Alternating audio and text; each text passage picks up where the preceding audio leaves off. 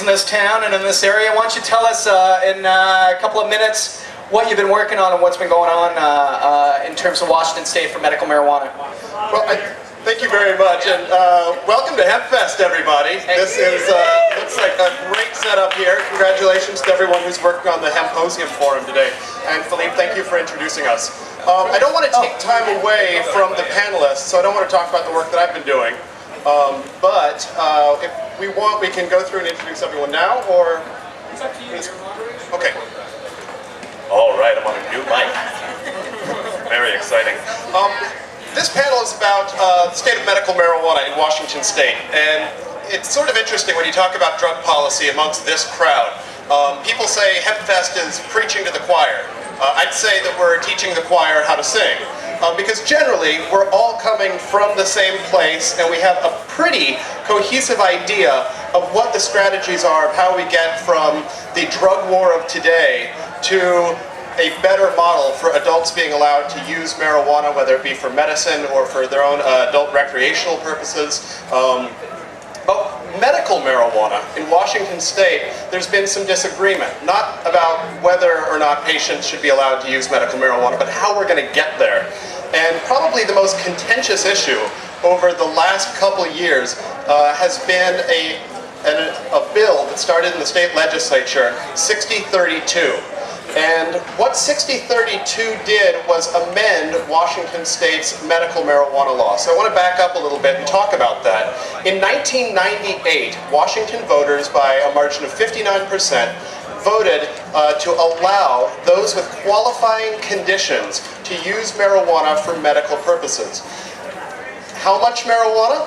That's another question. It allows them to possess or cultivate up to a 60-day supply. Well, what 60 days for one person is going to be more than adequate for another or inadequate for someone else. So there's a lot of ambiguity on behalf of law enforcement and patients. So you'd have some people in, say, King County who are growing pot, and police officers come in, they see they're growing, and there's no problem at all. You have a patient in Yakima, and a law enforcement officer comes in, sees their grow room, and says, "Oh my God, you've got 5 plants, there's no way that qualifies under the state law." And then they arrest that patient, take them to jail, and then they have to make their defense in court, because the law, the 692, the medical marijuana law, didn't provide arrest protection, only an affirmative defense once people are in court. 6032 started off in the legislature in 2007 saying that their patients were protected from arrest, and it also allowed patients to grow cooperatively. The problem is that the state legislature amended that bill. They gutted those two provisions I just mentioned, and instead required the Department of Health to establish what a 60-day supply looked like. And they are now working on those rules, and we'll have the panelists talk a little bit about what those are. So that is, to some extent, where we are right now. But 6032 is not the only issue before medical marijuana patients, not the only question that we have regarding the state of medical marijuana in Washington. There are other questions about the strengths and weaknesses of our original medical marijuana law. How are we going to proceed in the rulemaking process as the Department of Health decides what constitutes a 60-day supply? There's also questions about improving patient access, and also the implications on privacy infringements. There have been raids on Life Vine. You may have heard about the guy on the Ave. The police came in, they seized medical files for authorized medical marijuana patients. Canacare, Steve Sarich, who is here, his office was raided by federal authorities, and THCF, a medical marijuana group that helps doctors and patients hook up so they can get their authorizations, they had their records subpoenaed by the federal government. So what are the issues regarding privacy right now? There are questions about registration cards. I don't want to bore you to death, but there are a plethora of issues related to medical marijuana in Washington. One of them is definitely 6032 and the rulemaking process. So I think that's something we're definitely going to focus on. The fact that we disagree a little bit makes this, in my opinion, the most interesting panel probably at the Hempfest this year. So with no further ado, I encourage all of our panel members to speak passionately and civilly, and I look forward to hearing what everyone's got to say. I'm going to introduce everyone first, and then we'll have our applause for them. Immediately on my right is Dennis Moyers, who is a medical marijuana patient and is working on a program in Olympia, Washington. We have Alison Holcomb. She is director of the ACLU of Washington's Marijuana Education Project. Next is Dale Rogers. He is director of Compassion in Action Patient Group, or CIA. So we have the head of the CIA here with us today. Next we have Sunil Aggarwal, who's a medical student at the University of Washington. We have super rock star attorney and medical marijuana crusader, Douglas Hiatt. And at the end, we are joined by Steve Sarich, the executive director of Canacare. Please, a warm round of applause for our panel.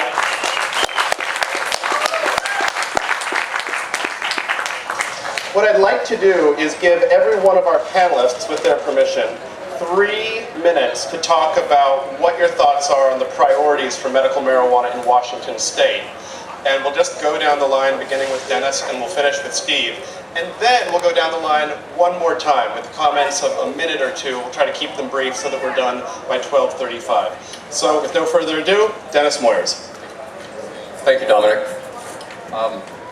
You know, about oh gosh, I guess it must have been 15 years ago when well, let me back up a little bit. I'm a long-term survivor of HIV and AIDS. One of the longest term around, my doctors tell me. I was infected in 1982. And way back when, there were a few of us that were still doing well, and we were the caregivers of those who were suffering and dying. And we would get together once in a while and try to figure out what it is we had in common that was keeping some of us in better shape than others. And the only thing we had in common, the only single thing, was that we were smoking pot. And that's when we began to start wondering, maybe there's something medical about this. Maybe it's helping us somehow. So since that time, I have survived everybody I knew back then. I'm the lone survivor. And I've survived a lot of illnesses, including stage 4 non-Hodgkin's lymphoma. So every time, without exception, the fact that I've been able to use medical cannabis has allowed me to survive. I've been able to use less of the pharmaceutical medications than people normally would, fighting these illnesses, and in some cases it's completely replaced the pharmaceutical medications. One of the struggles I went through during that time was realizing within my own mind that this was not a drug abuse issue. This is a medical issue. And that's my struggle right now. That's all the work I'm doing right now is trying to somehow affect a change in the perception of cannabis. It's not a drug abuse issue. What we're really dealing with is abusive drug policies. And the people that are promoting these policies are the ones that benefit financially from it. So that's kind of in a nutshell what I'm about, and that's my job right now as I see it.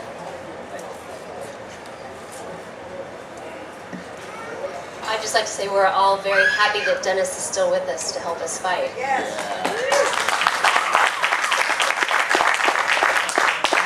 I'd like to touch on 3 of the issues that Dominic highlighted at the beginning of the session. One being the Washington State Department of Health rule that has been filed, the draft rule. There'll be a hearing on that in Olympia at 11 a.m.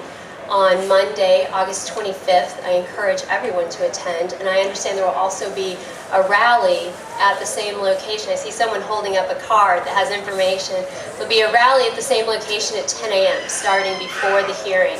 So anyone who's able to make it, please do so, because it's important that our Washington State policymakers see just how much support and interest there is around this issue. The ACLU is very concerned with the draft rule, specifically about one issue that we didn't see coming.